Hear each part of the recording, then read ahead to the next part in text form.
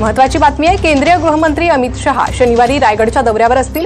रायगडच्या दौऱ्यात शहा तटकरेंच्या घरी जेवणासाठी देखील जाणार आहे।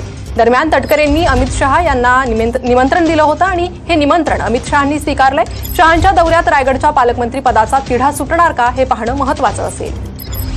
अधिक अपडेट या प्रकरणी घेणार आहोत आमचे प्रतिनिधी विनायक डावरुंग यांच्याकडून। विनायक, काय अधिक अपडेट आहे शहांच्या या दौऱ्यासंदर्भात?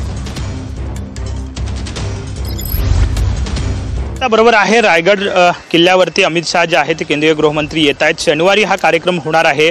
पुण्यामध्ये आपण जर पाहिलं तर सकाळी 10 वाजता ते लँड होतील, त्यानंतर पाचाडला येतील। पाचाडवरून थेट रायगड किल्ल्यावरती ज्या मुख्य कार्यक्रम छत्रपती शिवाजी महाराजांच्या पुण्यतिथीचा आहे या कार्यक्रमाला ते हजेरी लावतील। त्या ठिकाणी छत्रपती शिवाजी महाराजांच्या समाधी स्थळाचं दर्शन सुद्धा अमित शहा घेतील। हा कार्यक्रम जो आहे तो प्रामुख्याने आपण जर पाहिलं तर 1:30 वाजेपर्यंत पाचाडला टेक ऑफ जे आहे ते करतील आणि हा कार्यक्रम संपल्यानंतर सुतारवाडी जे सुनील तटकरे खासदार रायगडचे आहेत त्यांचा निवासस्थान आहे त्या ठिकाणी ते 1:30 वाजता जातील। त्या ठिकाणी भोजनाची व्यवस्था जी आहे ती करण्यात आलेली आहे। त्यामुळे आपण जर पाहिलं तर 11 ते 1 असा कार्यक्रम जो आहे तो रायगडवरती अमित शहांचा असणार आहे आणि त्यानंतर अमित शहा थेट सुतारवाडीमध्ये येतील। सुनील तटकरे यांचे निवासस्थान आहे त्या ठिकाणी भोजनाचं निमंत्रण सुनील तटकरेने आधीच त्यांना दिलं होतं आणि त्यामुळे ते त्या ठिकाणी येणार आहेत। प्रामुख्याने आपण जर पाहिलं तर रायगडच्या पालकमंत्री पदाचा तिढा जो आहे तो अजून सुटलेला नाहीये। शिवसेना असेल किंवा राष्ट्रवादी असेल दोघांकडून सुद्धा दावा जो आहे तो या पालकमंत्री पदावरती केला जातो आणि त्यामुळे हा तिढा या भेटीमध्ये सुटतो का हे बघावं लागणार आहे। कारण